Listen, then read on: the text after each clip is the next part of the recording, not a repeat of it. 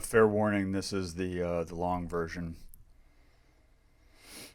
This was originally presented at Educause for the Security Professionals Conference in 2020. And I only had 25 minutes to talk through it, so I'm going to more fully elaborate some of my thoughts on this. So just to start with, I'm a SANS senior instructor. I actually really enjoy rock climbing. I have a class that I wrote originally through SANS, which was Management 517. And SANS actually retired it, and I continue to teach it as SOC class. Various times in the past for SANS, I've taught SEC 401, SEC 503, SEC 504 is one that I currently teach. SEC 511 is another one that I currently teach, and SEC 575 is yet another one that I currently teach. 504 is the incident handling and hacker techniques. 511 is network and continuous monitoring, and 575 is mobile device pen testing. I have a broad sort of generalist skill set with the capability to deep dive into various areas. The last couple of years I've been the SANS SOC survey author and the chair or co-chair of the SOC Summit. And in 2020, just because there's so many different surveys that get done, SANS is actually not running the SOC survey. It'll return in 2021. We'll probably, through SANS, do it every other year. But I'm going to continue to run the just the data collection at the SOCsurvey.com or montans.com SOC-survey. So if you don't or haven't actually submitted information to that SOC survey in the past, I urge you to participate. You can participate anonymously. I will not share contact information from the survey, but in 2020, I'll basically be resharing all of the data that's collected so that people can actually take a look at it. As I mentioned, I enjoy rock climbing. And this particular talk, the call for papers originally was Reaching the Summit, was the title of it. So I figured I would look at the idea of training and how I train for intellectual pursuits as well as for physical pursuits. And this is something that I actually feel that there are strong parallels between the two. And I'm going to identify some of the research that's out there and some personal anecdotes that I have that actually compare the two aspects of physical training and intellectual training and lessons that you can learn from each in order to optimize your own individual performance, as well as to continue to work with your team members in order to optimize everybody's performance so that your team is as functional as it can be. So the title of the talk is Go from vIntro to vHard, and for a lot of people that's a sort of a nonsensical term. So it actually comes from the rating scale that's used in bouldering. Now bouldering is short climbing problems that you do without rope, usually up to about 20 feet. Outside was the original way that you bouldered, and so the rating scale is actually named for John Sherman, who was forced to include it in his guidebook for Waco Tanks, which is a famous bouldering area in Texas. And so this grading system, there's actually a couple. There's the Fontainebleau scale and the V scale. It, to me, doesn't really matter what grading system you use. It allows climbers to compare performance with one another. It also allows climbers to explain to other people what the challenge that they're about to get into is. And in my opinion, and maybe I'm wrong, and maybe you have something like this, but in my opinion, we do not have a grading scale in the information security realm. It doesn't exist. And I would like to have one. I think that it's something that would actually be valuable, because one of the things that it does is it lets people who are at a certain level of competence actually say to other people, hey, I need help, it's this sort of a problem. And in the physical training space, it also suggests to people, hey, maybe you don't want to just jump right onto this V5 or V7 or V9 if you can climb at that grade. You wouldn't start by jumping onto those things because you're physically not prepared for it. And so there's an idea of warm-up in physical training that I don't know that we actually do that in the intellectual space in terms of getting ourselves primed and ready to be able to perform optimally. And there's a lot of research and effort that has gone into physical performance, and there's a little bit of research and effort that has gone into intellectual performance, but there really isn't the same sort of training guide, comparison guide, or any sort of objective measure. And so the poll, and you can comment on this, is do you have a rating system that you use internal to your organization that allows you to articulate the difficulty of a given problem that you just worked on or are about to work on? And I actually don't really care if this is for real problems or just simulated problems. I want to know what is the way that you articulate to yourself and to other people the difficulty of the thing that you're working on. And so talking about security operations is sort of where I'm focusing this training aspect. And so I'm going to back up a little bit and talk about some fundamental aspects of security operations in the Security Operations Center. I'm expressing this because I want you to understand where I'm coming from. I'm not going to spend a lot of time on this, but I think that it's really important to think about the structure of your security operations. And I have attempted to depict a model which expresses all of the things that a security operations team will do. And I describe it in terms of the external component, which is still actually part of the SOC. And I call this the steering committee. And again, you're welcome to adopt this. You can take this, modify it, adjust the labels to suit you. But I want something which is part of the way that the SOC runs, which is comprised of the constituents, that is the people who are actually intended to be served by the SOC. I want those constituents having some way where they can see information from the SOC. And in general, just in the brief summary of this, these would be reports coming from the SOC, so that when something happens, they can express this out, and metrics coming from the SOC. And I have a bunch of other talks on metrics. I don't have a lot of other talks on reporting, but that's probably an area that some people would like to see. And I can share some of my thoughts on what reporting looks like, particularly between the SOC and the steering committee. Then I have this command center, and you notice the color scheme here. Command center is sort of in the same space as the steering committee, and the idea is that the command center is the interface between the technical capability of the SOC and everything that is the constituents of the SOC. And the idea here is that we have some sort of an interrupt layer. And probably the best expression of this concept was in Tom Limoncelli's Time Management for Systems Administrators, which is a book that I read 20 years ago when I was struggling with all my IT operations work and feeling overwhelmed, and someone said, hey, there's this cool book. And so I went and read it. And what he says is when you have a team of people, it's really useful to have some interrupt layer that is going to deal with requests for information, requests for performing new tasks, and so on. And your constituents expect to be able to contact the people who are working on problems. And so the way that I've structured the command center function is it is the interrupt layer. And in addition, it helps to keep the rest of the people actually doing the work tactically on task, and it helps to reprioritize those people should things change. In addition, it helps to communicate to the people who are doing the tactical work the changing circumstances of the world around them.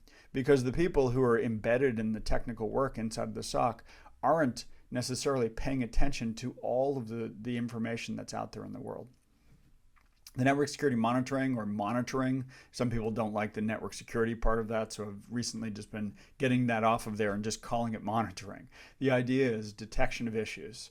Threat intelligence is a function which is dedicated to identifying information about adversaries who are affecting us. Incident response is us being able to do something about it. Forensics is the deep dive analysis of assets which we collect. And self-assessment is the SOC monitoring the state of the organization's information assets in order to make sure that the defensive posture of those assets is as good as it possibly can be. Now, the way that I see some organizations actually deploying their staff entails the SOC structured into functional components. Okay, you team, the sub team of the SOC, you're the incident response team. You 3, 5, 17, 45 people, whatever it is. When there's a problem, it's your responsibility to respond to that problem and go do the things, and here are the tools that you use to do that. And that's just an example. You can actually have this sort of structure. It tends to be in larger SOCs where you have that structure. The most common size of SOCs, based on the data that we've collected in the SOC survey, tends to be in the range of about 10 to 25 people in order to operate the security operations center. And so what commonly happens when you only have 10 people is, instead of assigning one person to be incident response and one person to be forensics and one person to be monitoring and one person to be command center, what we do is we spread the responsibility of these different functions between people.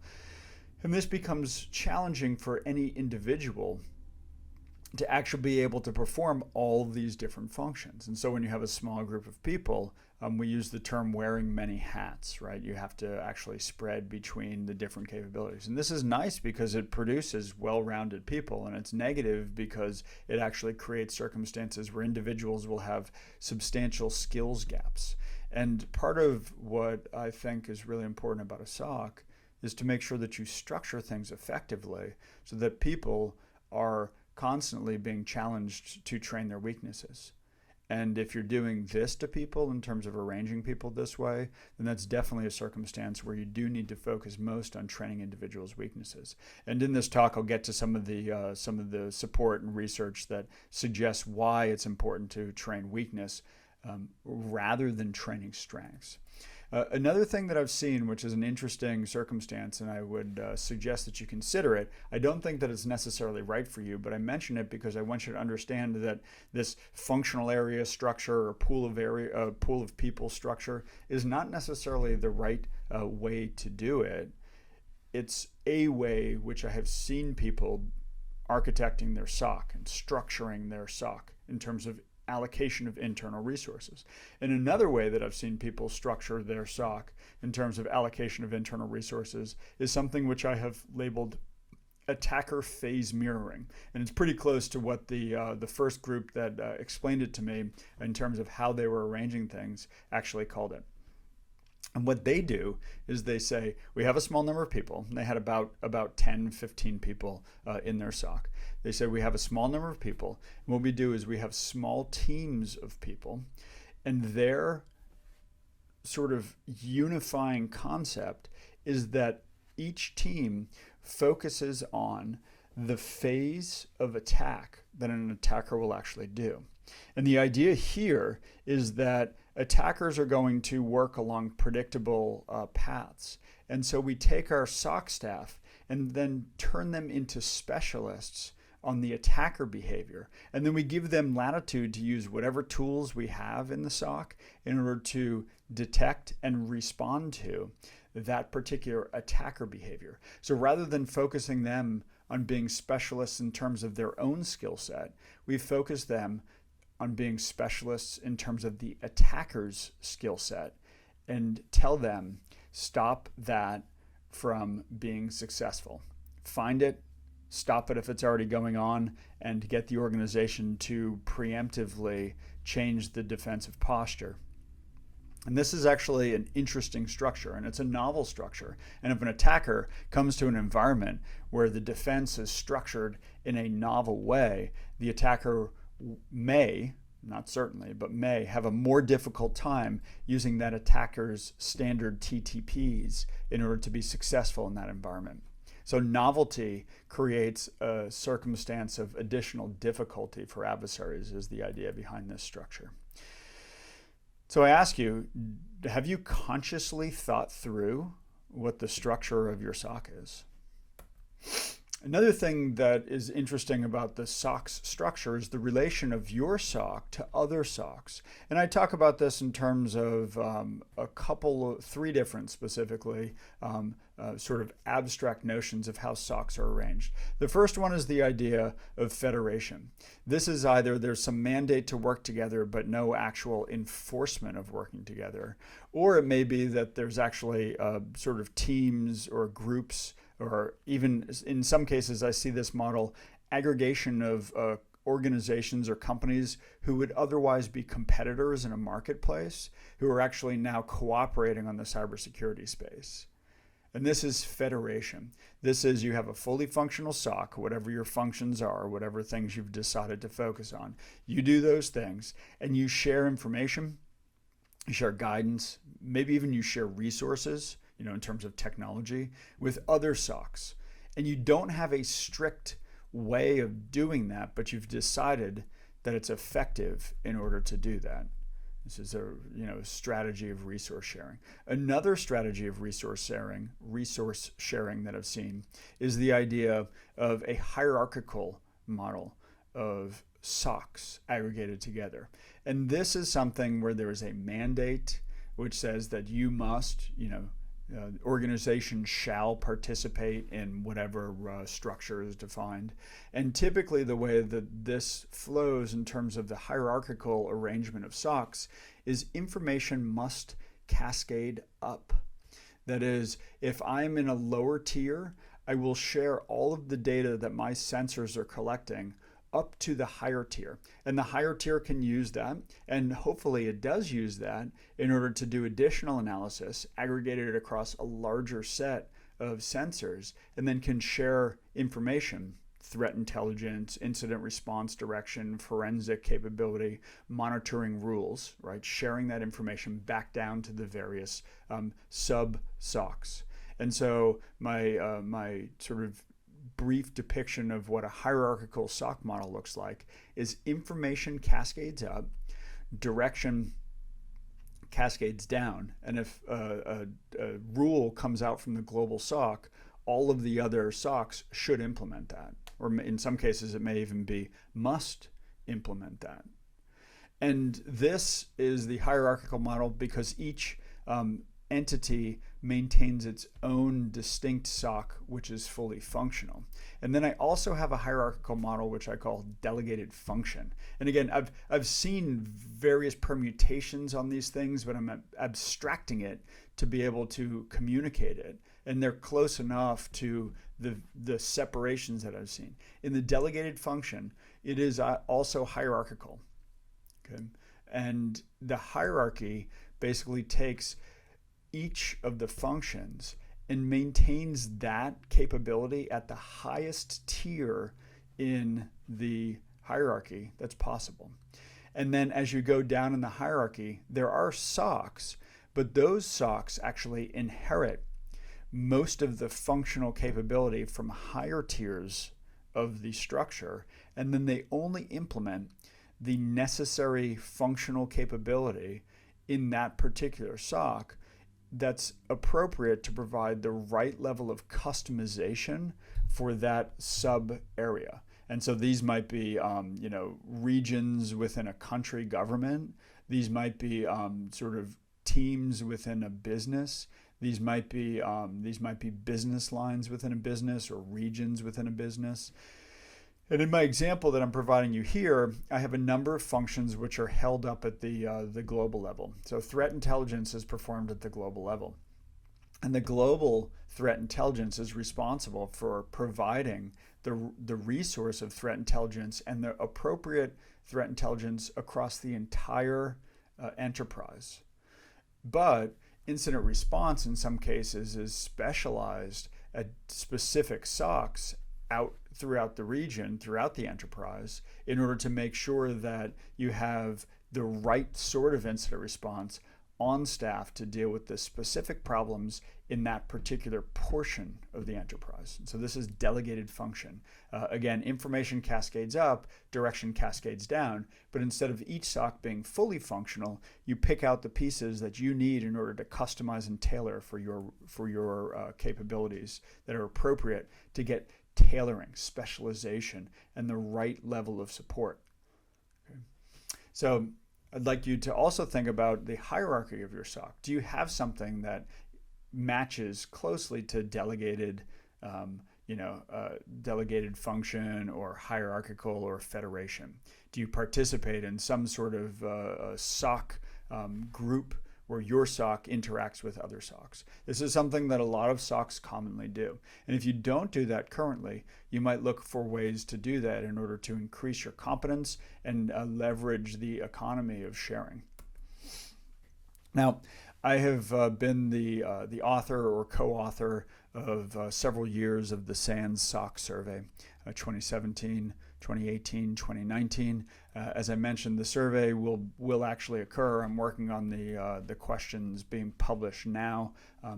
The survey will actually occur in 2020, but it will not be a SANS survey. It will just be something that I've collected information.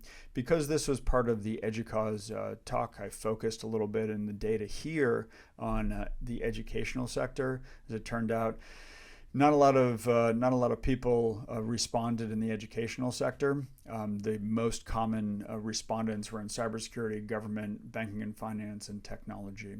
Which makes sense. That's an area where there's been a lot of investment in security operations centers, and so these entities tend to be specifically interested in the performance of their own SOC as well as comparing that to other people. So one of the interesting things that came out of the surveys, and it continues to be expressed as an important aspect, is that lack of skilled staff. Lack of skilled staff was the top rated challenge for SOC's performance. This is what people said is the biggest difficulty that they're experiencing. And some people might say, hey, lack of staff at all is the biggest challenge. But if I just threw 10 people at you who actually didn't know how to work in a SOC, and I said to you, here's 10 people, here's 10 bodies, you make them effective, you will actually have a huge burden of training thrust upon you if I just give you unskilled staff. Okay, I mean, I can get a bunch of people inexpensively for you, but you them actually doing something with them is a big challenge. So it's not just lack of staff, it's lack of skilled staff that creates a big problem for people. One of the ways that organizations tend to address a lack of skill set is to outsource the intended work to some other organization who already has skilled staff in that space in order to be able to accomplish the work for the organization. There's a high value proposition in this. Okay? And the thing that we see is very commonly outsourced tend to be all of the associated tasks of pen testing. Right? Again, it's a skill set that's rare. It's difficult to keep yourself on the cutting edge of this. So having a group of people, usually a company, just does this. A group of people who are really good at pen testing go and do that work in my organization from some external party accomplishes a lot of good work in a short period of time at a relatively low cost. Relatively because I don't need to keep that staff on staff for an entire year. I can pull them in for just a week or a month or whatever the budget that I have to do it is. And here, I'm just going to talk about pen testing. There are other things are on the list, but it's at the top in its various permutations. So I'll focus on this. Here, we actually see in this chart the numbers representing outsourced only, right, the dark green, or both outsourced and internally. And I personally prefer that model. Why? Because I can leverage the external expertise to train my internal people if I capture this capability properly. If part of every report contractually mandates a methodology section, whereby if I had the right tools, and they have to, the outsourced company has to express which tools they're using. They have to express which tools that they have, which tools that they used, and if I had those tools available to me, I could replicate the findings that they found. And what does that mean? if I do this right and I give my internal staff time to do it, I just trained my internal staff on the methodology that was actually developed by an external party. It's a really effective way to use outsourcing. We also have stuff where people reported internal only use of the functions that were depicted. And this, I think, is interesting. When I look at this, it tends to be things which organizations were already doing and they felt like they had competence in, so they didn't outsource it, which makes sense. This is our standard approach to outsourcing. Stuff that we can't do well, we don't decide to stand up the capability, we just outsource it. Good. In terms of the educational sector deep dive, and again, I've done several other talks where I talk about this data in depth. So the 2019 SANS SOCs Summit talk that I did, which is available online, you can go and find. I actually did a bunch of deep dives into this. I have, I think, 6 different webcasts that I've done, which are available in the SANS archives, which were vendor-sponsored webcasts where I talked about aspects of the data in the 17, 18, and 19 surveys. So if you want more information about me talking about this specific data, it's out there. So a couple of things that I cherry-picked out of the data from 19 is that it's not just large companies which have global scope. And in addition to this, I also found that in the relationship between the SOC and the NOC, usually very large companies and very small companies tended to have effective capability. And my takeaway from this, and again, this is not, the data does not show this, this is me drawing an inference from the data, is that the large organizations have good relationships between the SOC and the NOC because they're spending a lot of money in order to have rigor in their practice. Okay, and if they're going to spend a bunch of money on a SOC and they already have a NOC, they're going to make sure that there's integration there because they're looking at a large expenditure of millions of dollars in order to build this SOC. And so they say, hey, we already have this other thing. You need to make sure that you interface. And they will talk about the data transfer, and they'll have technology that supports federation of data or interchange of data as is necessary, right? And a large organization will fund their information technology and information security resources in order to be able to accomplish that. But small organizations probably don't have the funding for that. So why are they also able to maintain that sort of good relationship? Again, an inference that I'm drawing, and I haven't asked the question of people, but I think that it's useful to speculate, even when I don't have the data, and call out that this is speculation, is I think this is because the smaller organizations don't need the rigor in order to interchange the data and have those have just personal relationships accomplish the same thing. When we only have a very small number of people, we can work in a way that we've determined is the right way to work, and the organization doesn't stand in the way of us doing that collaborative work. And so what I think in terms of training your SOC staff that you should focus on is first get a sense of what you care about internally, and then focus on those things where you're weak, and on the things where you are already mature, go look for comparisons to your peers in other organizations. And again, this is just some overarching guidance. I'm going to talk about some specific technical and tactical things, as well as some research that I did in terms of how we actually perform. Now, several years ago, I actually saw a report that came out, which was an assessment on training methodologies for climbing. And yeah, that's me doing a bouldering problem. It's a V4, so it's a low intermediate level problem. V4 is about the tier that I train at regularly. And so I'll consistently work V4 problems. The way that I actually work out when I boulder though, is I basically start with the easiest problems and I do all of them. And then I do all of the next level up. And then I do all the next level up. And then I do all the next level up. And any gym that I go to, and I travel a lot when I'm teaching, and I try to go to gyms when I travel. any gym that I go to, I deploy this same methodology. I start at the easiest ones and I go up from there. But I assure that I do every single one. And when I do this, I focus on really good form.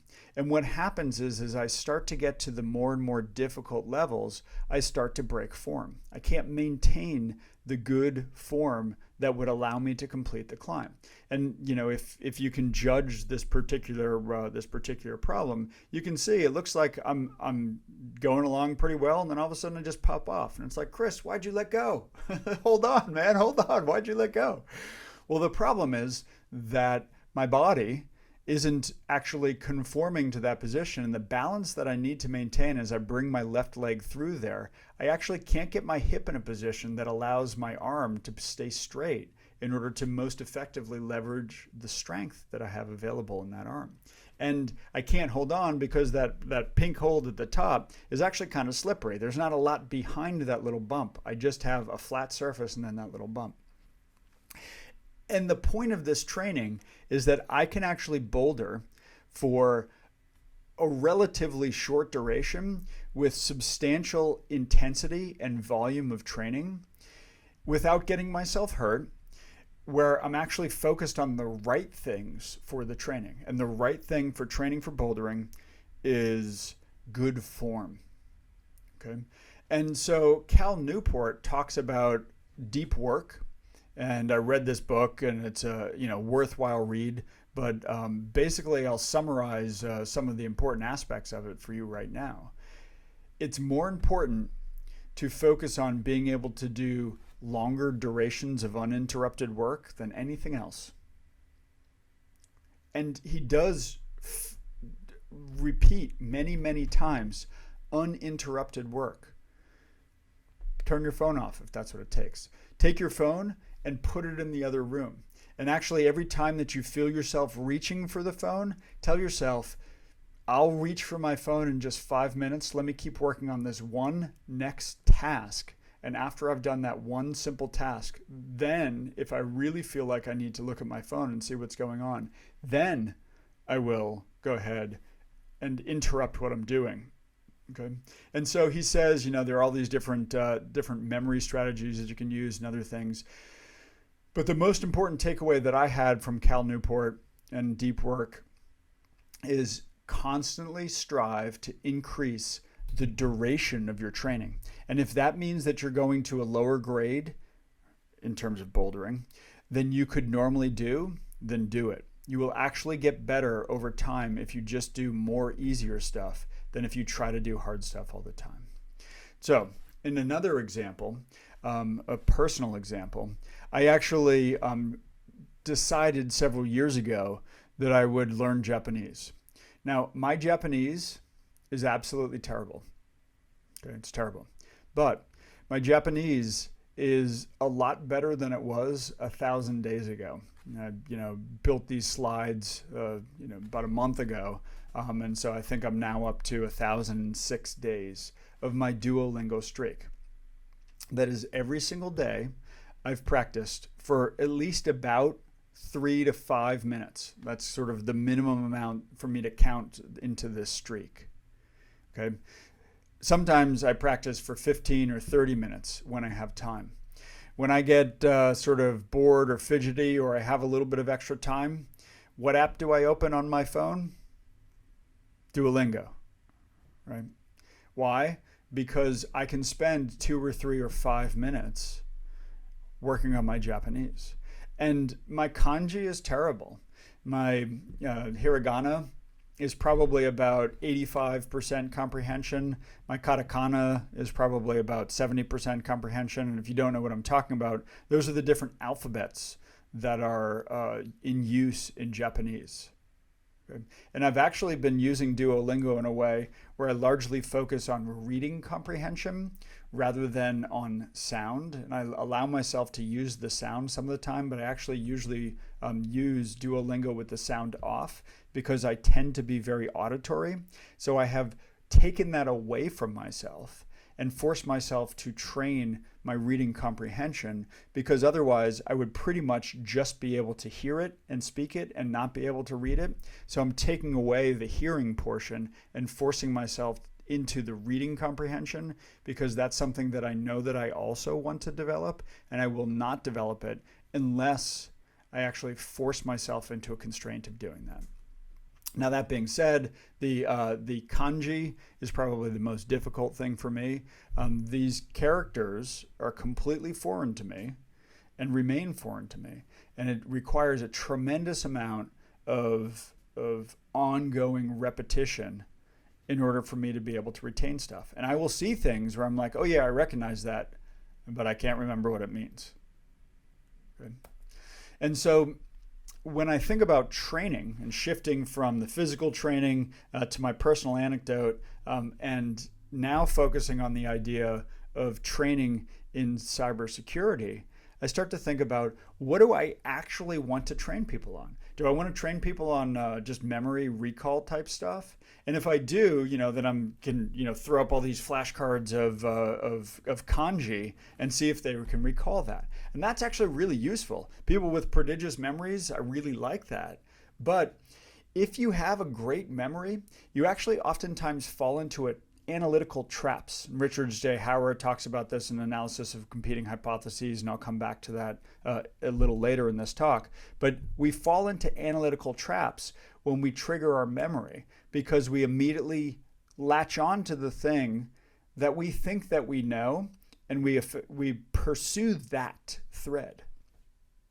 Okay, so I also want to train people on analysis. So I want them to be able to remember things well. I want to develop their analytical capability. I want them to understand how the SOC supports the organization. And so one thing that I would actually advocate for is organizational awareness. And people have asked me how to do this. And my best example of this is if you have incident responders, right? People who are going to be tasked to going out to help people at a moment's notice in the midst of a difficult situation. My suggestion to you is send these incident responders to institutional training on any topics that are available that people will allow the incident responders to attend. Okay, if you have, and I'll just say you're a financial company, and you have training for the people who are doing the mortgage, underwriting. If you have recordings of that mortgage underwriting, have your incident responders look at that. Why? Because it gives them insight into how these people are doing their work. It also gives them insight into the various systems that those people are being directed to use. Okay, so this sort of organizational awareness is something that I want to train my internal staff on, and there are lots of different ways to do it. And when I get into the specifics of the training details, I'll actually talk about open source intelligence collection as a thing that I want to train my people on how to do, because I want them constantly absorbing and organizing information, because we want to maintain that to the inside of the SOC to be able to more effectively serve our constituents. In terms of modeling and prediction, this is something that's really useful. It requires specific training. It's not something that I necessarily need everybody to do, but it is a very valuable thing. And then when I think about training individuals, as it turns out that individuals have different preferences. And so this Friends with Academic Benefits research paper was basically a depiction of the way that different individuals tend to work with their classmates. And so Steve here is a sampler. Steve isolates his interactions with his peers in studying. Valerie, on the other hand, is a tight knitter, where she and her friends all know one another, and they all sort of work together in order to develop their own academic development. And from this, I think that we can draw another example of how to work on things. And this is consistent with the other things that I've been saying, but each individual should assess what's easy for them. They should also have an understanding of where the boundary of their capability is. And they should, on a regular basis, actually work on the easy stuff. Keep working on the easy stuff. Get it to where it's routine. Get it to where you can do it faster. Get it to where you can do it slower. Get it to where you can add in subtle challenges in order to make it a little bit more difficult, and you can still maintain form. And here you have me, a video of me actually working on a hard problem. Right? So this is vHard for me. This one's a V6. It's called Leap of Faith. And this one is something where I'm actually working at sort of the edge of my capability. And you can see it. I have terrible form. I have terrible form.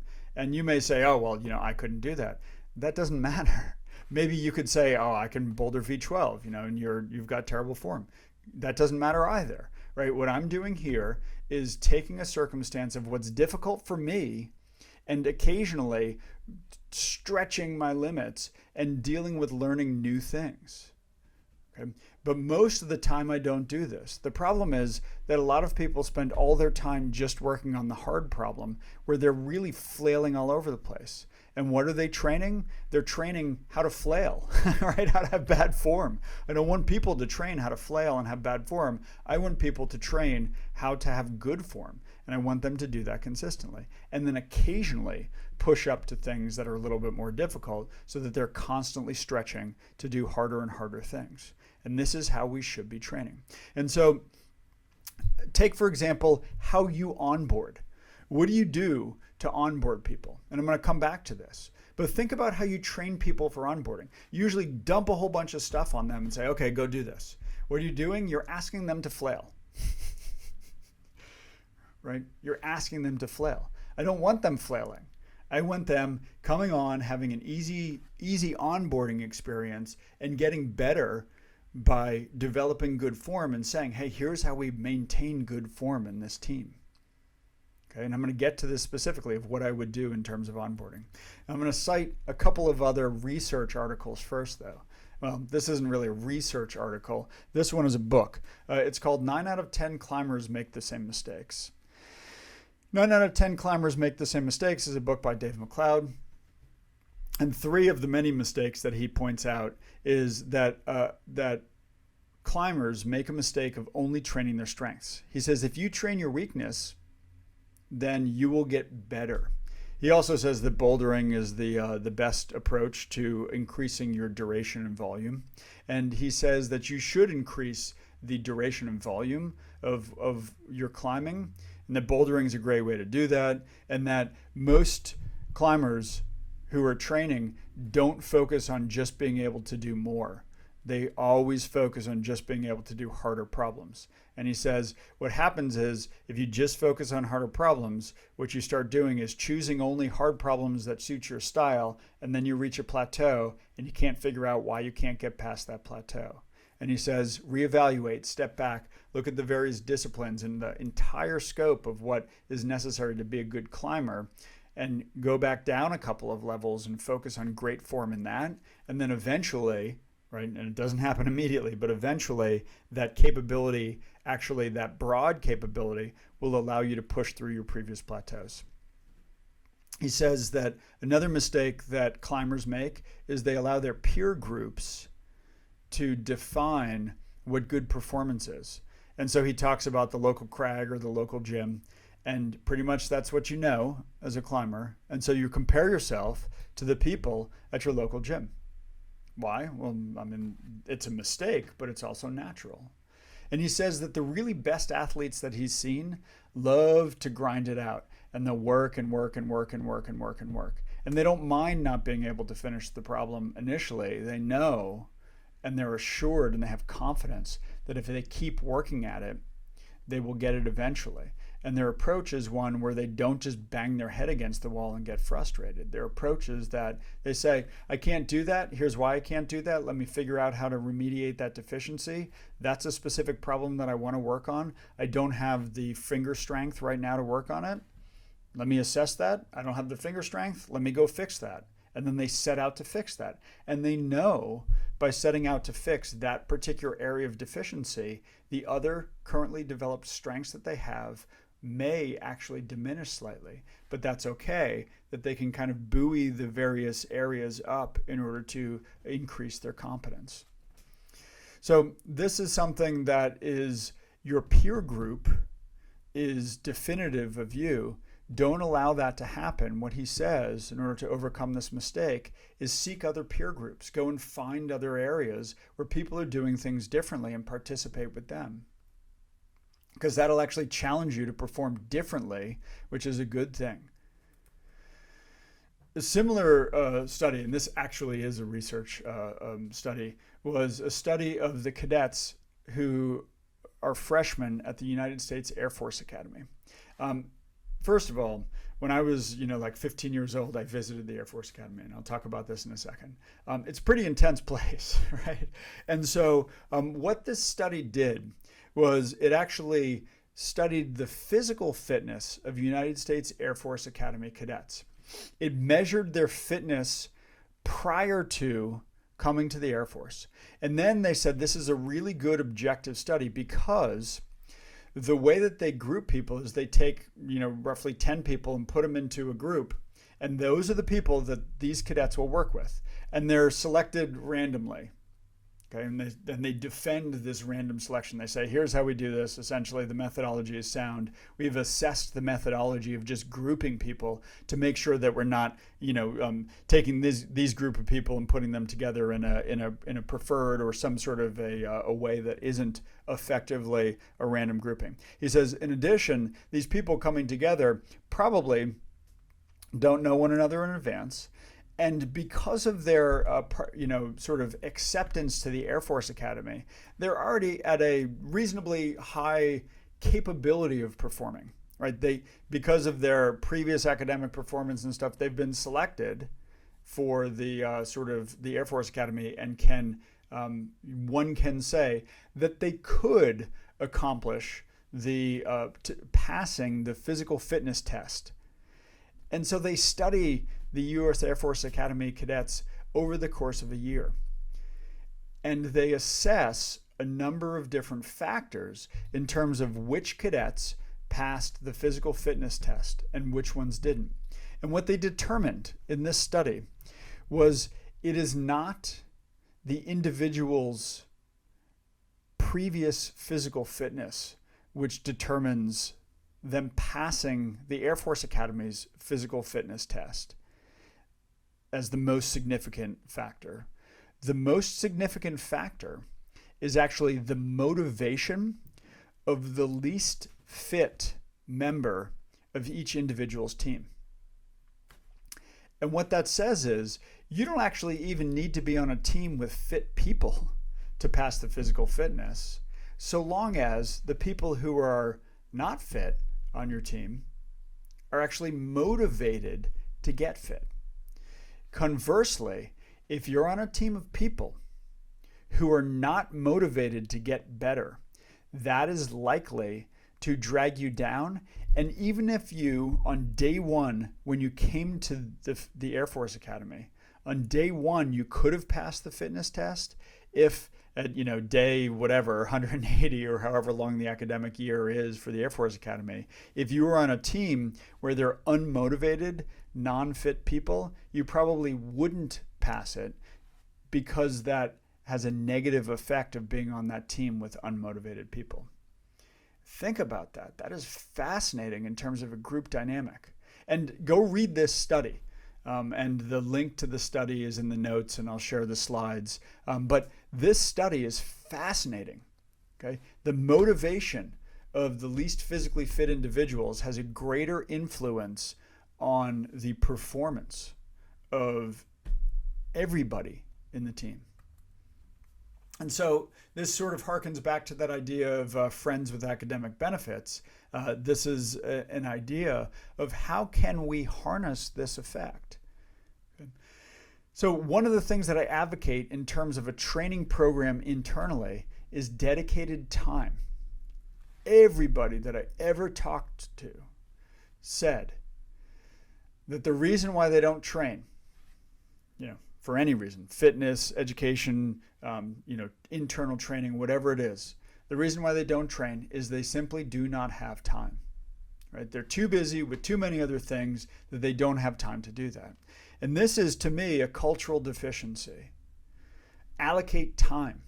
Tell people that you have X hours per week, My suggestion, sort of as a minimum, is 2 hours per week. You have 2 hours of time which you must schedule and fill in terms of training. And part of the way that I will hold you responsible for filling that time is demonstrating through some specific output that you have actually accomplished that duration that you were assigned. This is part of your job. You must do this. And my explanation of this is schedule a meeting with me or your manager or whoever. And this is the training time. And if someone challenges you to do something during that time, you say, I'm sorry, I have a meeting with my manager during this time. It's a pretty easy out. Now, you can't just say this and then not support the person. Okay. You also want to make sure that people aren't abusing this privilege and saying, oh, well, I have 14 hours of training this week. No, this is the allocated time. If you can fit in more, great. If you want to do more on your own time, even better. Okay. Increasing that duration of work is what's most valuable according to Cal Newport and according to Dave McLeod. So maybe if you start this and you can then up that to 2 hours a week, 2.5 hours a week, that's something that is valuable. Okay? And that's what the literature that I've read shows. You also have ways that you can sort of mentor this. The way that I approach this is I always want to go find external training because there's expertise externally which we simply do not have externally. And just as an example, when I teach a class for the SANS Institute or when I teach my SOC class, it's a short duration, super intense period. And what usually happens is people come in, they adjust to this new short-term reality, they hit their stride, they learn a whole bunch of stuff, and then a month later they've forgotten it. Why? Because they did not have something to go back to where it helped them to reinforce and maintain that training. Okay? So think about that. You're going to send people to external training. You're going to have them come back and they're going to work on these new tasks. And part of the way that you're actually going to build the capability of your entire team is by getting these people to help to develop internal training tasks for one another. I want output from their training. These might be scripts. These might be presentations, and I'll talk about some of those as an example. One way that we can actually compel people and having a specific output to their training is to get them to certify for that training. Okay, so Tim Brush shared this spreadsheet with me, and in sort of the background of this graphic, you see that it's got digital forensics, offensive pen testing, defensive network operation. This is the depiction, the color-coded depiction of what each of the different certifications actually focuses on. This is his assessment of what these things do. But this is phenomenal, right? It's an aggregation of the different sort of community certifications that are available.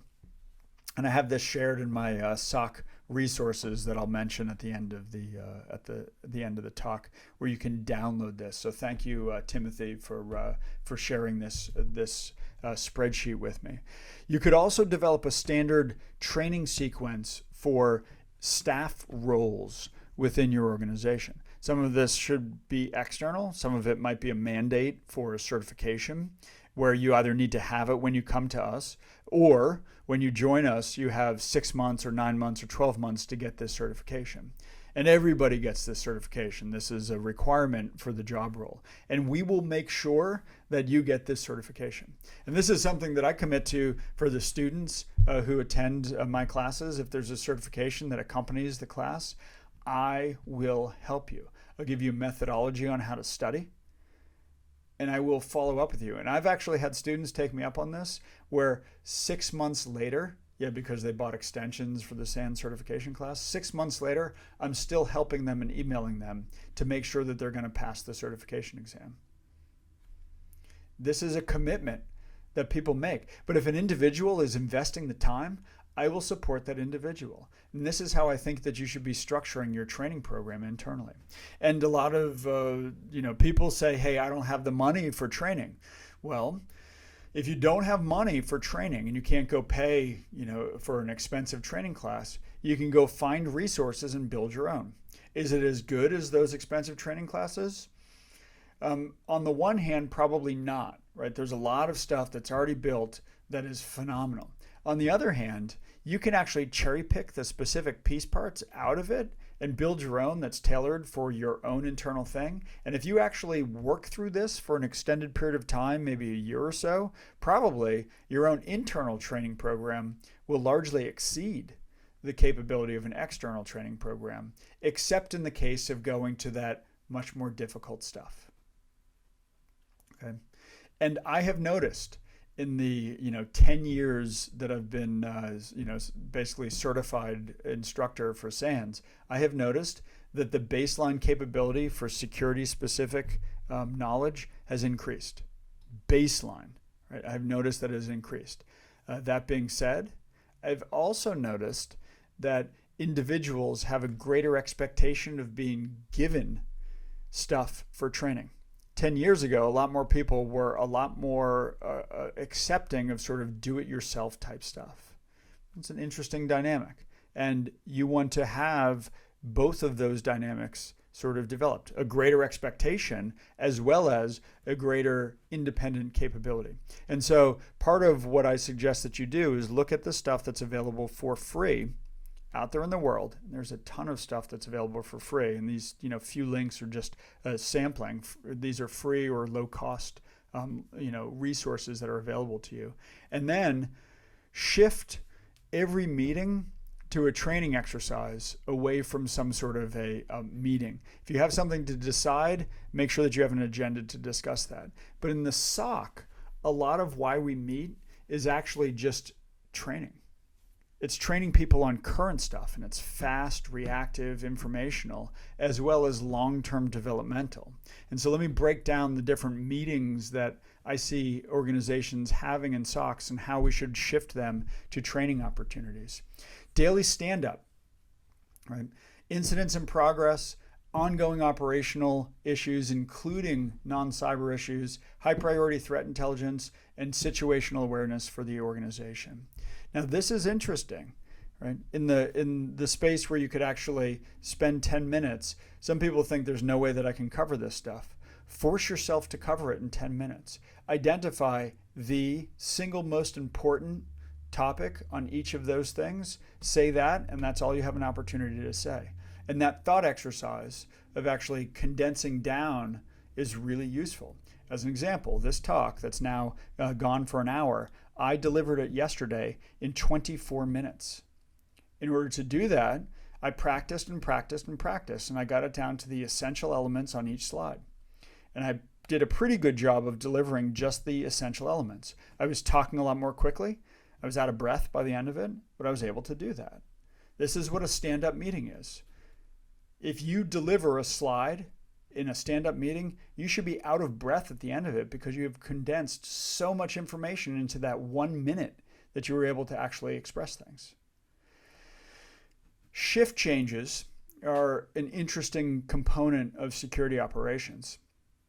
The stuff that I want to see in a shift change is all of the incidents that are in progress, the actions which have been taken, and recommended continuation actions. In other words, this is how I have been structuring my work, and if you were to continue using my structure, here's what you would do next in the next 3 steps beyond that.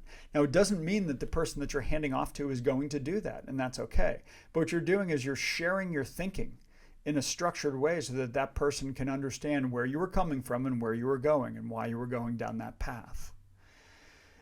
Any ongoing operational issues, organizational and institutional situational awareness, like, hey, just a reminder, the financial office is closing the books for this quarter. So just if anything happens there, make sure you're ultra sensitive to their needs because they're all working until really late tonight. High priority threat intelligence and other details related to what's going on in the world, not just our sort of microcosm of the world.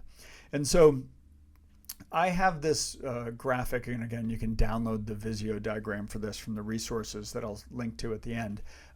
I have the 6 shift model, and the one that I'm depicting here is actually a follow the sun type model where we have 6 shifts across 3 geographical locations. And one of the components that I think is really important for you to think about is how long do these shifts have to hand off to one another. And shift handoff, shift change, oftentimes is like a 15 to 30 minute thing. Increase the duration of that. And the way that I suggest that you do that is with 6 shifts. And by the way, this is not 6 FTEs. You can't actually staff this with just 6 FTEs. But if you do this 6 shift model and have people staffing the shifts, you'll be able to maintain 24 by 365 coverage, given adequate people to do this. Extend the duration of the handoff by actually making it so that there's an early shift and a late shift at each physical location.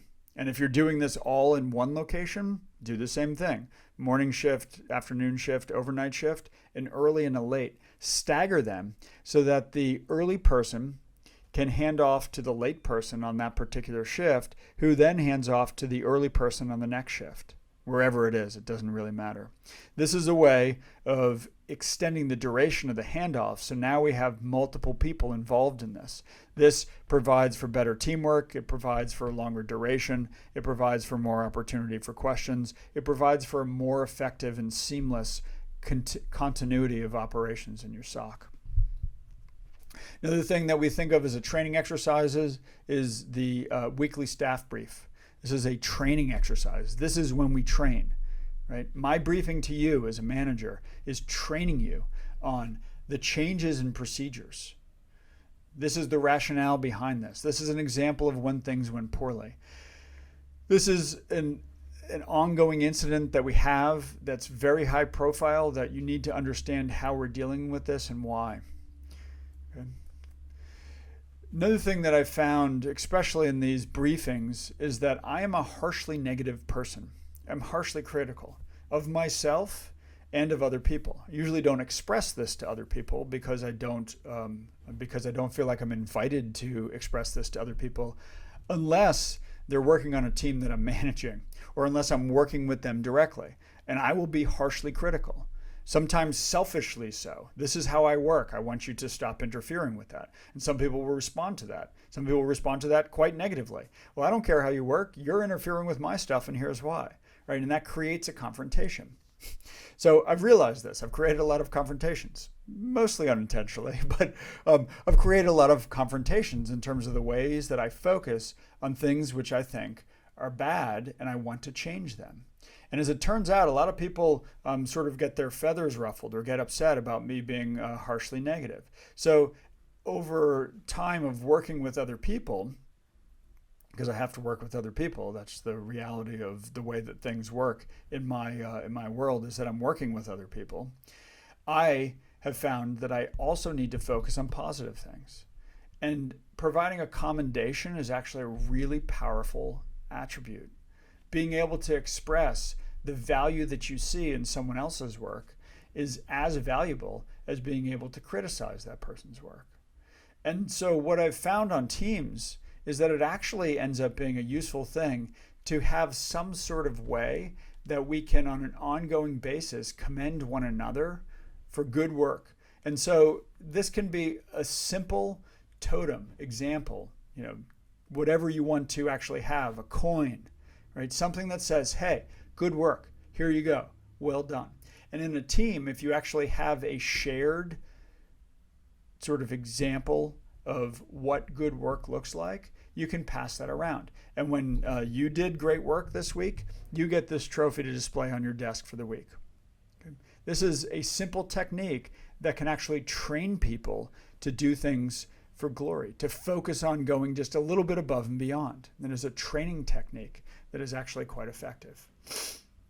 In terms of internal training, I want my staff producing presentations to train one another. And this might be, here's how I solved this problem, but it also is perfectly valid in these monthly staff presentations to be, here's a problem that I'm having and here's what I've done up to this point.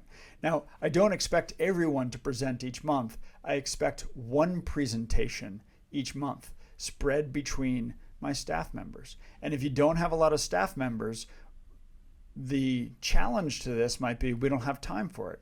That's okay. Just make them shorter. 5-minute presentation. If I have to do 3 of these in a year, I don't have time to develop 1-hour presentations.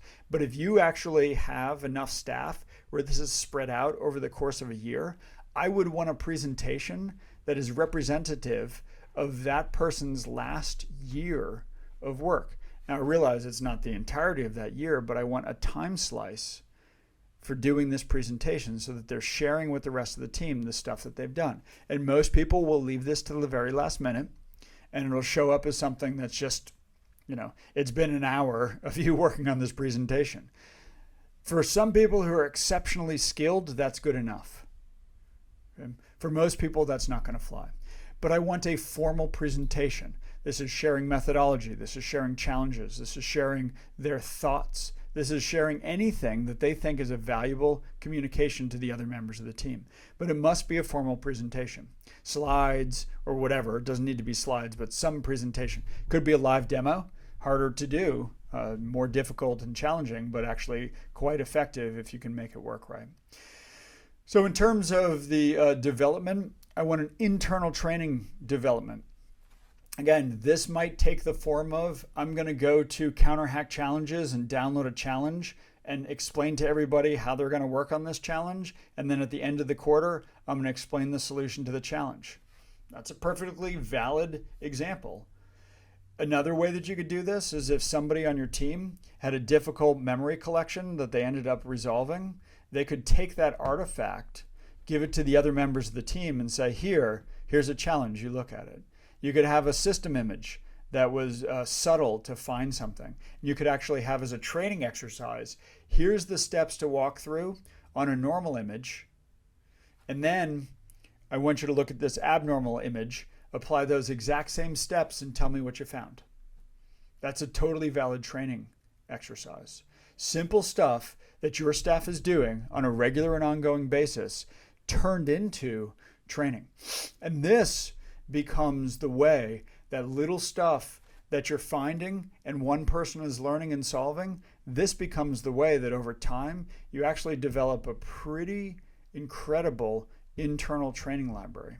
And if people know that they have time for training, they can go and grab these things. And you could actually be rating them. And if you don't have anything else, use the V scale. vIntro, V1, V2, these are the easy things. V3 through V5, these are the intermediate things, and so on. Right? Come up with a grading scale of difficulty, or just do easy, moderate, and hard. Doesn't matter. Any grading scale. And share these problems with your team.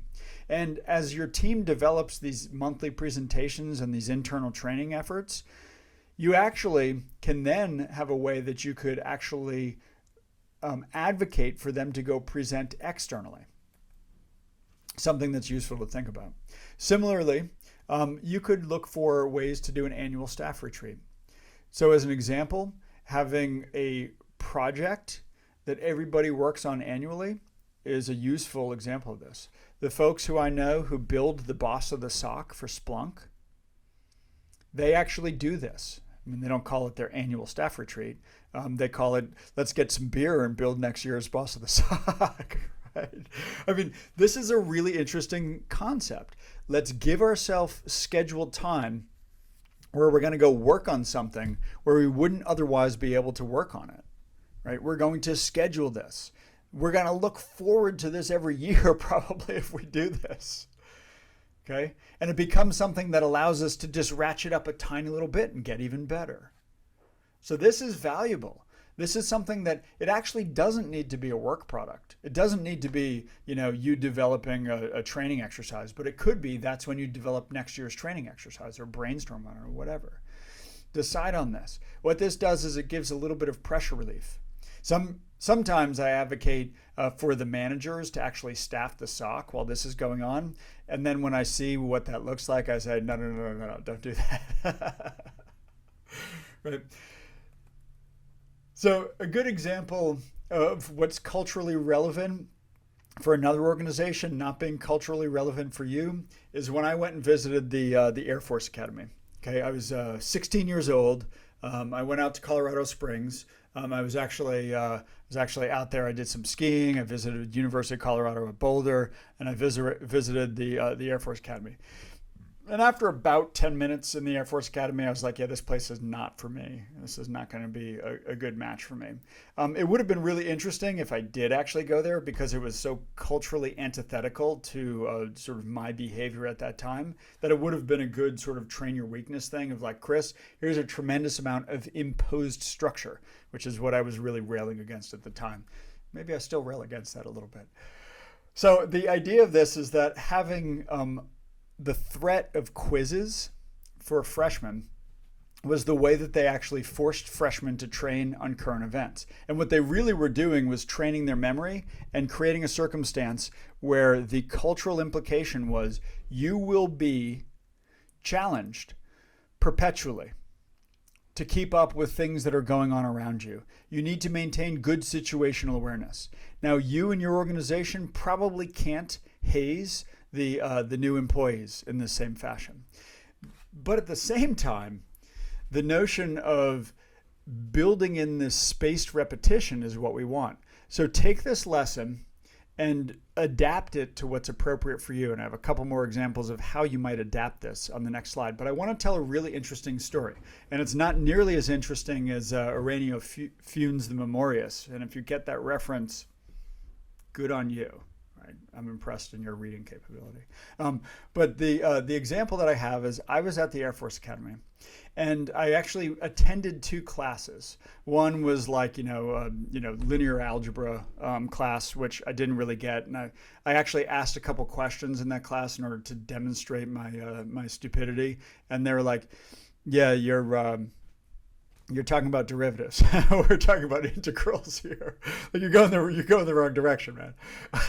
But they actually, I think they tolerated me. The other class was much bigger. The linear algebra, I think it was linear algebra. The linear algebra class was basically like 10 people. This other class that I sat in was like 150 people. It was this huge auditorium, classroom, 150 people. And I sit down, and a guy notices I'm not in uniform. And he's like, "Hey, what are you doing here?" I was like, I tell him that I'm on the tour, and he says, "Oh, that's cool." And he says, "Hey, where are you from?" And I told him the town that I was from in Massachusetts. And he looks at me and he says, "Interesting. I know somebody from that town. Hold on a second." He gets up and he comes back 5 minutes later, because he went and found this woman, and he says, "Hey, do you know her?" And I look at the woman that he had just like encouraged to come walk over here, and I'm like, "Hey, Valerie, how's it going?" This guy knew the person from the town that I was from in Massachusetts. We're in Colorado. We're in Colorado Springs, Colorado. And out of 150 people in a classroom, he knew that this person would actually be in that room. That is amazing, isn't it? I mean, maybe it was all a setup just to convince me that people from my town went to this place too. But I don't think so, right? I don't think so. I think that this guy's memory was phenomenal. His recall was phenomenal. And the mention of a town in Massachusetts allowed him to associate that. That's really good recall. I don't have that level of recall. I cannot recall the shape of the clouds in the sky at any given second when I looked at it, right? Like Funes the Memorious could. But this is something that some people actually have that. I want more of that, right? I want to be able to recall better. I can't recall people's names, right? But the idea is that we can actually train for this sort of memory. And part of what the Air Force Academy was doing was training people for that sort of recall. In looking back on that, in my recollection of those events, it was the aggregation of that imposed structure of requiring recollection that allowed that individual to make a connection, a detailed and accurate connection between two elements of data, saying, "Oh, that matches that." Okay? And so if we want human beings to have better recall, we need to train them to have better recall. And Anki-Dex is a good example of a tool that helps you to accomplish that. Forcing quizzes actually helps. When I actually taught at Tulane University, when I was working there up until 2005, I actually had a quiz at the beginning of each class. And I had several people complain about this. But my point was, I'm going to be talking about material. I want you to read the material, and I will give you a quiz at the beginning of class to assess whether you read the material before you came to class or not. And in terms of grading on this, the only sort of attribute of grading was that you took the quiz. Okay? It didn't matter if you got them right. You got full credit if you took the quiz. My point was, I was trying to drive a behavior. I wanted reading in advance, because if you had read it once and then you were ready for the quiz and then I talked about it, your brain was primed for what you didn't know to be able to absorb that better. That is what I was trying to do. In addition to that sort of stuff, we want to have ways where we're doing group dynamics to work together.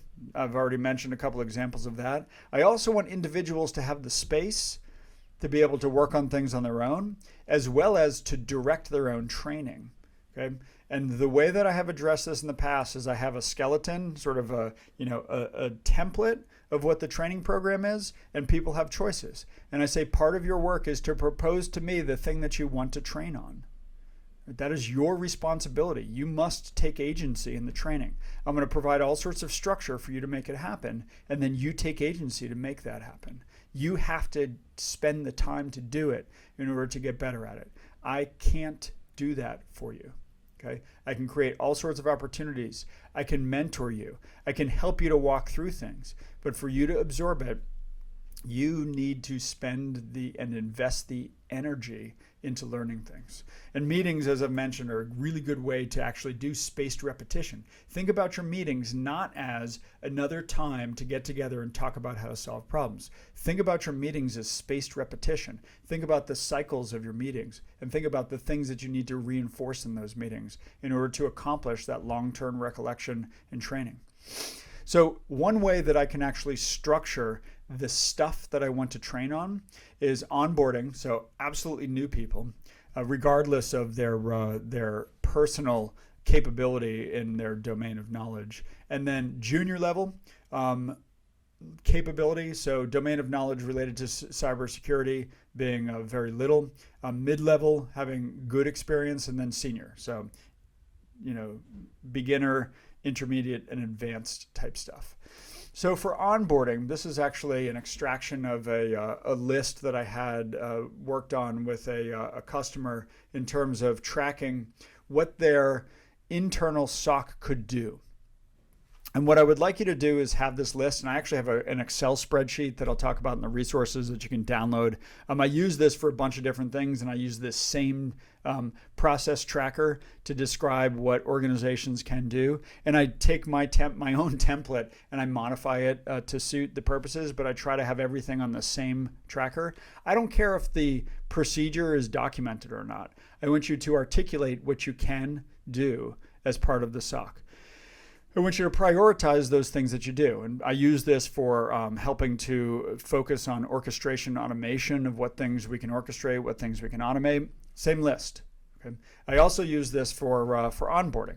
What are the things that are most important? And actually for this particular customer, we're trying to force some maturity in their SOC, force some rigor in their SOC. And the way that we actually approached this was we split the SOC staff into two teams, Group A and Group B. And Group A was going to develop the procedures and train on Group A procedures, and Group B was going to do the same on Group B procedures. And then they were going to trade to one another to review and train on one another on the documentation that each other had produced in order to really make sure that process procedure documentation was the right stuff and make sure that the procedures were appropriate for the organization. Okay, and this was a managed security service provider type SOC that I was helping to do some maturity on. Okay. So this is an exercise. This is a training exercise. But then after we did this initially, the idea was that you could reuse this artifact in order to be able to, everybody knew that you hire, right, can actually be onboarded in the same fashion. Start with the Group A stuff, then move on to the Group B stuff. This is how we're going to do this. Okay, and if the new staff hire had stuff that they saw was missing, great. We have a way to actually capture that. But I think that in terms of onboarding, in addition to this list of procedures, there are actually 5 really important things. And my memory is terrible. So the way that I tend to remember stuff is in groups of 5, right? And so I list 5 things here that I think are the most fundamental and basic things that you train your new staff on. Hi, welcome to my team. Here are the 5 things, right? The full and official name of the team. I want that individual to be able to state the full official name of the team. Because when I go to organizations for the first time and someone throws a long acronym at me, I'm like, I'm sorry, I don't understand what that means. Can you tell me what that means? If the person can't actually break down the acronym to explain who they work for, it doesn't reflect well on that team. The current project the team is working on, and this is presuming that you have a new staff member that you're bringing in. Say, hey, this is a project that we're working on. Here's why we're working on it. This is what it does for the organization. And this is what you're going to do in order to help to make that happen, to help to realize that value to the organization. Okay, the SOC is a support function. We want to understand how that staff member is going to fit into the SOC. We want that staff member, that team member, to understand how they're going to fit into the SOC. The single most important metric that the SOC reports to the organization. Now, you can only have one high priority, and I'll say it again. You can only have one highest priority item. You can only have one. I can't have 2 highest priority things. That's not the way that it works. Ichiban, the first, the top. Right? You can only have one of those. This can change over time, but I want to know what the one is. What is the highest thing? What is the single most important focus right now of what we're doing in order to help the organization? And again, it can change over time, but you'll see that that cycle is actually, probably something that changes over the course of a year, but there's probably one thing that you just keep coming back to, and that's the highest one. Train this person on the official statement of success, right? For example, the SOC is successful when it improves the organization's security posture, detects and intervenes in unwanted actions to minimize operational impact. Okay? Some statement of success. So if the person is asked what they do and how they benefit the organization, they can rattle that off. If the person has to think about what to do in any given circumstance, they have this thing that they can go back to as a guiding principle to help them to make decisions. Now, there are all sorts of other things to help people make decisions, but when things are really going wrong, having some singular guiding principle is really useful. So you can just express it back to yourself and think about, how should I decide to act now? And then the last thing I want to train my brand new staff member on is the single place, and this presumes that you have a singular place to register improvements. Where do we track things? Okay. Is that a notepad list that's a shared notepad list that everybody goes and writes stuff on? Maybe. I mean, that's suboptimal, but it's better than having everybody having their own notepad list where we're not able to actually aggregate and track that. So, more specifically in terms of junior staff, you can find like actual artifacts to work on all of these things, but I want to understand how computers talk to one another. Okay? I want them to understand how computers talk to one another. I want them to be trained on common techniques that adversaries use. I want them to be trained on basic collection techniques and basic hunting techniques. And I want them to be trained on how we write reports. And this may take the form of, here is my report template. You use this to write a report. Here's some data. Write a sample report for me. And a lot of junior people are going to be like, blah, blah, blah, blah, make excuse. It's like, no. Here's data. Here are the conclusions that we came to. Write this into a report. This is part of your training work. Why? Because it is critically important that the SOC can communicate situational awareness to the organization.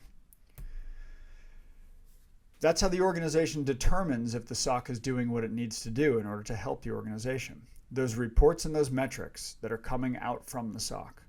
And I want my analysts to be able to convey in clear, articulate, factual manners what we're doing.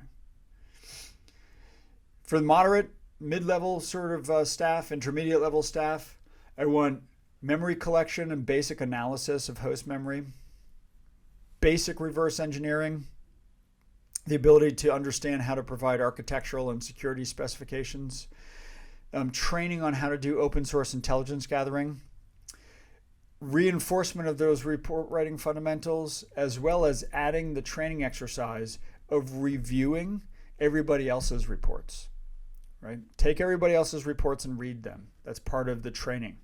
Why? Because I'm trying to develop your critical capability. From a senior level perspective, I want all of that technical competence plus technical competence in assessment creation. I want you to be thinking like an attacker so that you can develop adversary techniques that we can use for monitoring. Why is this useful? Well, when I'm sending these senior staff to IT meetings, I want them thinking about how would an adversary be operating in this new paradigm or new IT system, and how would we be detecting that? I want advanced memory collection. I want advanced memory analysis. I want insider threat scenarios developed. These could be use cases and hunts, and I have a bunch of talks that you can go and review in terms of the difference between a hunt and a use case and how I develop each. But it's something that I want the senior level staff thinking about insider threats. Why? Because it is one of the most subtle and difficult things in order for us to be able to detect. I want the senior staff leading the use case development effort. I want the senior staff leading the hunts. And in addition to reviewing everybody else's reports and working on their own report writing themselves, I want my senior staff trained in being able to develop information graphics that will convey to readers of our reports in an effective way the information that we have to share with them. I want this graphically depicted because many people will only look at the picture in our reports, and that's the only thing that we'll see. And if I task my junior staff to develop information graphics, usually they don't have the right understanding of what our consumers of our reports are actually after to make that information graphical in a way that's immediately understandable. And you're welcome to test this, but what I have seen, and this is a generalization, but what I've seen is that junior staff, the mistake that they make is that they end up with things that are way too busy and have all sorts of irrelevant information. Good. Senior staff tends to get it in terms of answering a single question in an elegant fashion. Okay. How do you train on this? Go read reports. What's the best report, in my opinion, in terms of graphical depiction of cybersecurity information? The Verizon Data Breach Investigation Report. I think it's the best. Good job, guys. Right. If you don't read any other report, go read the Verizon Data Breach Investigation Report. Start with this year's, the 2021 just came out, and go back through time and read the older reports and look at how they have changed their information graphics over time. It is a phenomenal depiction of maturity in reporting. In addition to gaining all sorts of cybersecurity insights, just look at the way that they have changed their reporting. They actually developed an information schema just to be able to aggregate the data because they were having serious data problems. And the Veris schema is an example of that. You want another resource for good graphical depiction of information? Go to Tufte, Tufte, and his beautiful data and all these other books that he's written and his training course. I actually went to his training course. I found it terribly boring. But that being said, I also love the work that he produces, right? I had a tough time sitting through his class, but I love his books. And when I have a challenge of trying to depict something graphically, I actually will go to his book and flip through it to get ideas. Another thing that I want people trained on, and this is the same training across all of the levels, is analysis. My suggestion for the methodology that you should train on is the analysis of competing hypotheses. Okay.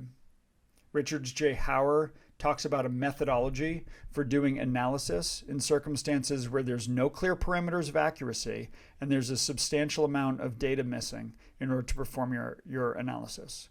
Analysis of competing hypotheses. Train your staff on that. You may not use it exactly directly, but train them on analysis of competing hypotheses. Because the other thing this does is it equalizes the gap between junior and senior people, and it makes it so that everybody has to show their work. Most senior people are inclined to just jumping to conclusions and then forcing other people and swaying other people to their opinions without showing their work. This is a way that you can force everybody to show their work, and is a really useful tool in terms of understanding how cybersecurity analysis works. So I asked people, do you have a methodology for doing analysis? Do you employ some analytical methodology? Do your staff and your SOC employ a consistent analytical methodology? If not, in my opinion, you should change that. Carson Zimmerman and I actually collaborated on a talk for the Forum of Incident Responders and Security Teams. This graphic that I'm about to show is something that Carson wrote specifically. He presented it at the 2018 SANS SOC Summit, and I really loved it, so I stole it. He actually included it in the talk that he gave. You can go find that video online, and it's a talk about metrics. And this is a baseball card. This is what I advocate for as an internal metric. It's something that we track in the SOC, but we don't actually share it back out to the rest of the organization. And there are some data-driven assessment metrics for SOC analysts, which are some really good ideas in here. This is not a qualitative, is this good, is this very good, is this superior? This is data-driven assessment. I think that that's the right way to assess people. So, quick little comprehension quiz. Which one is kanji? So, I'll tell you, if I saw this in the midst of a sea of Japanese characters, I wouldn't be able to recall it, to be honest. Kanji is the third one. What are the functional areas I mentioned? I mentioned several. There are actually 7. Steering committee, command center, monitoring, threat intelligence, incident response, forensics, and self-assessment. 2 of the 3 mistakes that I mentioned from Dave McLeod's 9 out of 10 climbers make the same mistakes. Can you come up with 2 of the 3? And then also, what was the thing that he said that the best athletes like? So the 3 mistakes were that athletes tend to train their strength instead of their weakness. They don't focus on increasing the duration, which is what they should do. And they allow their peer groups to define the boundaries of their performance. And the thing that the best athletes like, according to Dave McLeod, is the grind. So, wow, thanks for sticking with this. If you did, maybe you put it on double speed. If so, you would have really enjoyed the talk that I gave at Educause, because this is about 3 times as long as that talk. My Twitter handle is ccrowmontance, so you can say that like it's a sentence. The resources that I have available for you. The first one, if you go to soc-class.com/prez, as in short for presentation, that is actually a list of a small number of presentations that I've given, and I kind of change that over time, so check back in occasionally for that. I'm going to link this one in there. But I have a SOAR talk, and I have some much older talks from 2017 that I really like. I think the one on use case development from 2017 is still linked there. I also have this soc-class.com/res. Someone saw this slide at a previous presentation because I reused this slide and said, I think you have a typo. No, that's res as in resources. The first one is pres as in presentations. And so this is a consolidated location for all of my SOC resources that I've shared publicly. And my montans.com website has a bunch more information about me and some of the work that I've done.